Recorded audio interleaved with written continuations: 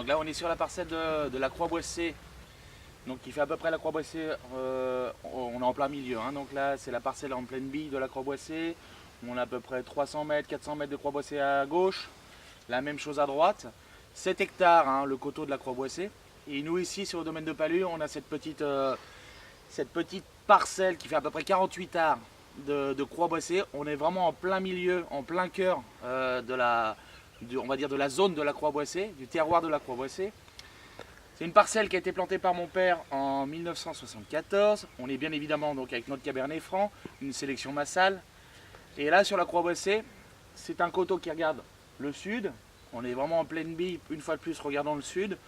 Le coteau, on va dire, le plus accentué de l'appellation de Cravant. Et là, on va tomber sur cette Croix-Boissée en fait sur deux types de sols. Le premier, c'est ce qu'on a ici, hein, le responsable un peu de cette couleur un peu plus blanche. C'est la fameuse tuffe qu'on a ici dans la Loire, hein. Donc c'est la roche qu'on a en dessous qui va faire office d'éponge.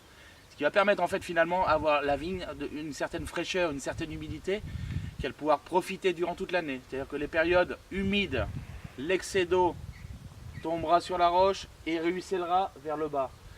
D'un autre côté, en plein été, quand il fait chaud et sec, la roche gardera de l'humidité, de la fraîcheur, ce qui permettra en fait à la vigne d'avoir un endroit confortable et de pouvoir vivre confortablement tout l'été malgré les périodes sèches.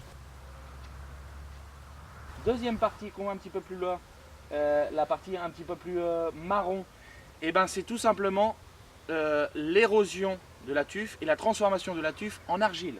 Donc une fois de plus, on est toujours dans la même attitude, c'est-à-dire que l'argile garde l'eau et permet de restituer l'eau durant l'été. Ainsi, la plante, comme sur la tuffe, arrive à passer les étés sans aucun problème et dispose toujours d'un petit peu d'eau pour vivre. Dernière partie tout en bas, c'est une accumulation de sols qu'on appelle des sols de colluvion, c'est-à-dire que tous les éléments hein, de la pente ont été ravinés, ont été on va dire, érodés et s'accumulent en bas.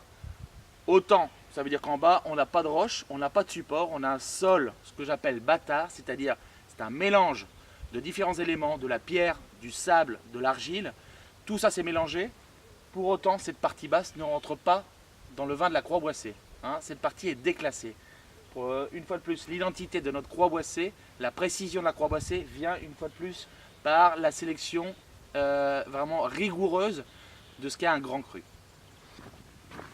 Ici, on a deux éléments qui sont très dominants dans notre vin.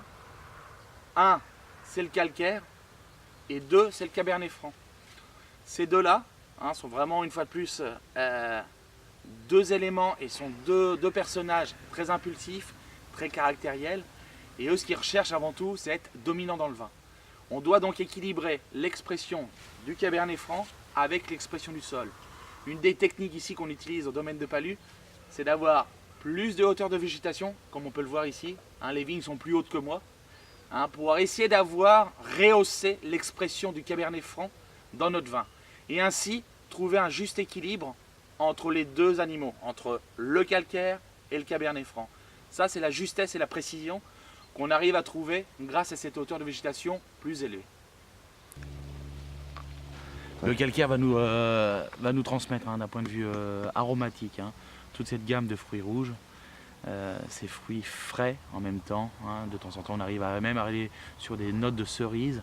Et puis en même temps, il y a toujours le calcaire qui nous apporte cette signature florale. En bouche, par contre, là, on va être sur des vins qui vont être avec une belle tension, une acidité scintillante dès le départ, et ce qui va vraiment emmener le vin sur toute sa longueur. Hein. Ça va être cet aspect calcaire, acide et nerveux qui vont vraiment respecter et donner vraiment cette tendance à notre vin de la Croix-Boissée.